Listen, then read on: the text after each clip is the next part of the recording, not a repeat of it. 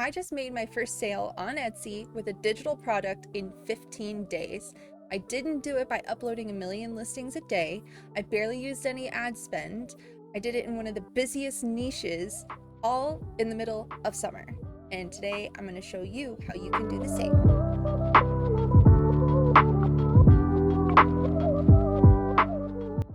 Welcome to the Profit Playground, a channel where we discuss all things making money online and leaving that 9-to-5 behind for good.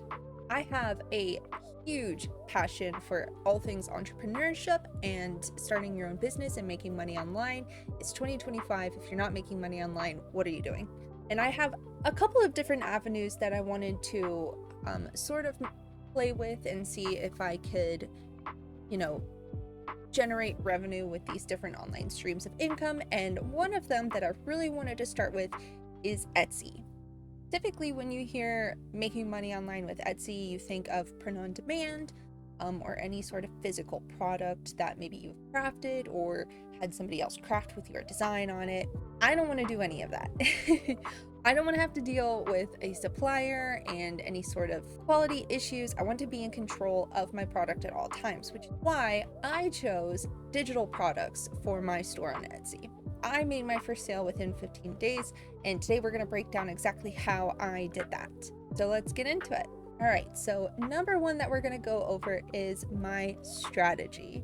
I went with the less is more mindset. A lot of YouTubers that do Etsy, specifically print on demand or digital products, will say that one of the key things to getting your first sale is to upload multiple listings, as many as you can every single day. I'm not doing that.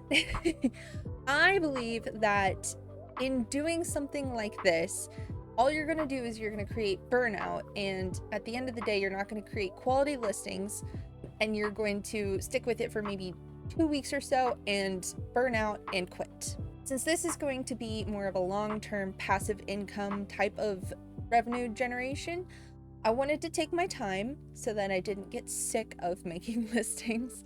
And I wanted to make sure I did it right. There is no magic number of listings that you have to have before you have your first sale. Some gurus will say it's 50, some will say it's 100, some say you have to do 5 listings a day. I only had 6 listings in my store when I made my first sale. And this was over 15 days. So over 2 weeks, I only made 6 listings, and they were all digital products. I took my time. I made a listing maybe every other day or so. I made sure that the quality of the listing itself was good and something that people would actually be interested in, as well as the quality of the listing, which is a huge part of getting your first sale. Now, don't get me wrong, there is something to be said about consistency, because if you can't just make 100 listings, throw it all in one day, and then hope that your store is going to do well. The Etsy algorithm rewards stores that are consistent, that are constantly putting out new material, that are keeping up with the trends.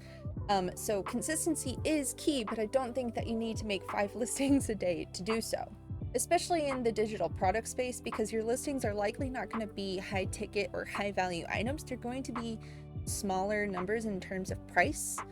So you're not going to make a lot of money off of your first few sales, but the more listings that you have and the more sales that you make off of those listings, you get what I'm trying to say. All in all, when it comes to creating listings, I want to emphasize the importance of making intentional quality listings over just a bunch of slop.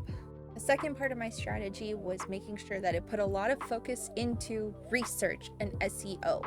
I spent more time researching in my niche and in the digital product space what was popular, what was gaining popularity, what had the most sales, comparing with my competitors in the same market to see what they were selling at that time, to make sure that I made a quality listing that people actually wanted. And I think this is more important than making the listing itself, because you could create 100 good quality listings, but if it's something but nobody's interested in, then nobody's gonna buy it.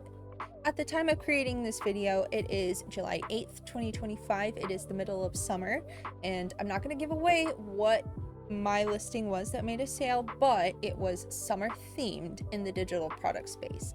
It also had a lot of different SEO that tied into what is popular right now, which is junk journaling.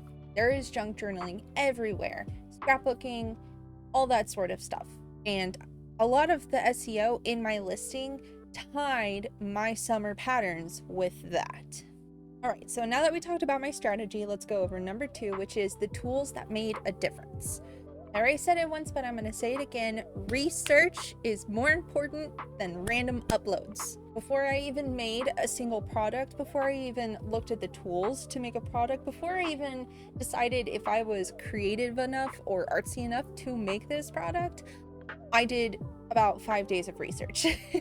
What's trending? What are people actually buying? What are my competitors selling? I would look at competitors in the same niche that were making $5,000 to $11,000 a month in sales and look at what was popular with them at the time of the listing. And I feel like that's also very important. You can't just look at something that has had thousands and thousands of sales and be like, oh, I'm going to create something similar to this.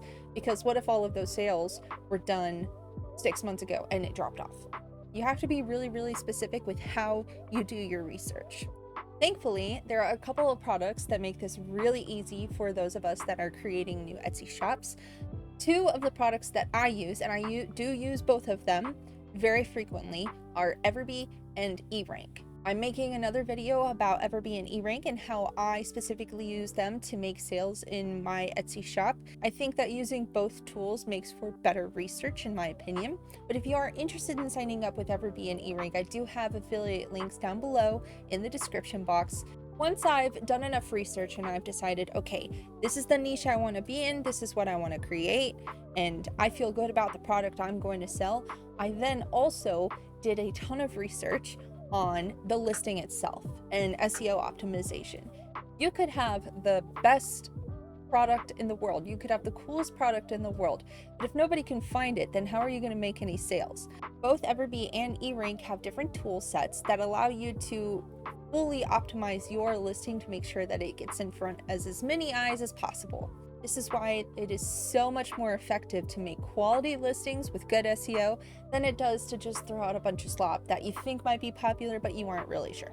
All right, part number 3, using a small budget to make a big impact. Listen, in today's world, in 2025, making money online has become very saturated.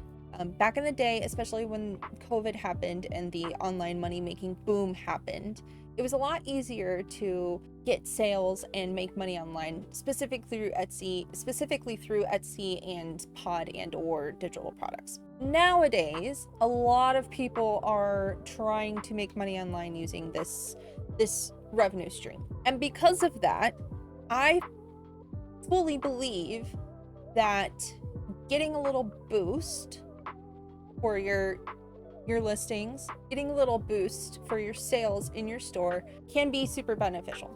Do I think that you should throw hundreds and hundreds of dollars at ad spend? No, I do not. Which is why I only set my ad spend to $5 a day. Now keep in mind, $5 a day doesn't mean that you're actually going to spend $5 a day.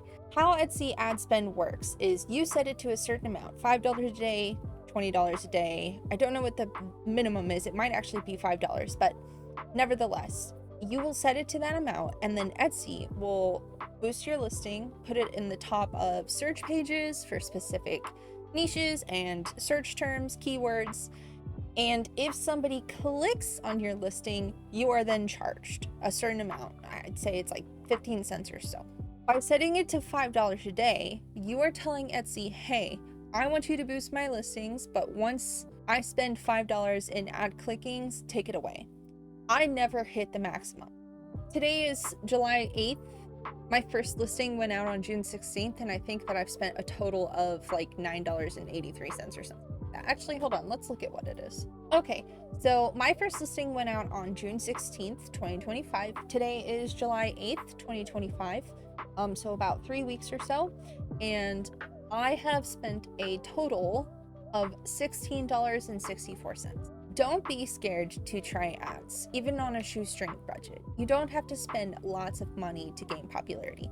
The reason why I chose to use ads in this certain situation is because with a brand new store, the most important thing is to gain traction and make your first few sales and get reviews.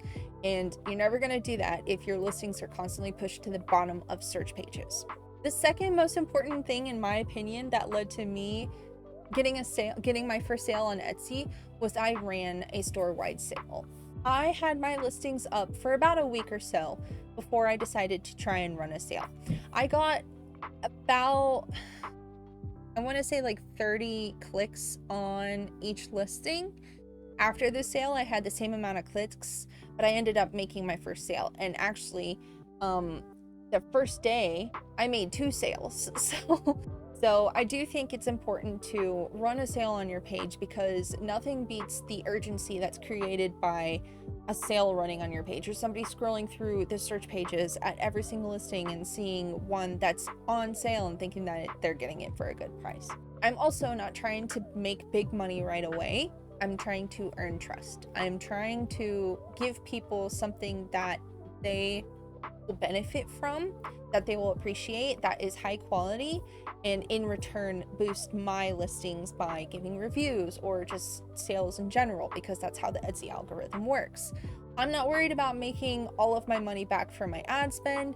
I'm not worried about making hundreds of dollars or quitting my job at this very moment. Consistency and long-term traction are the key to success with Etsy.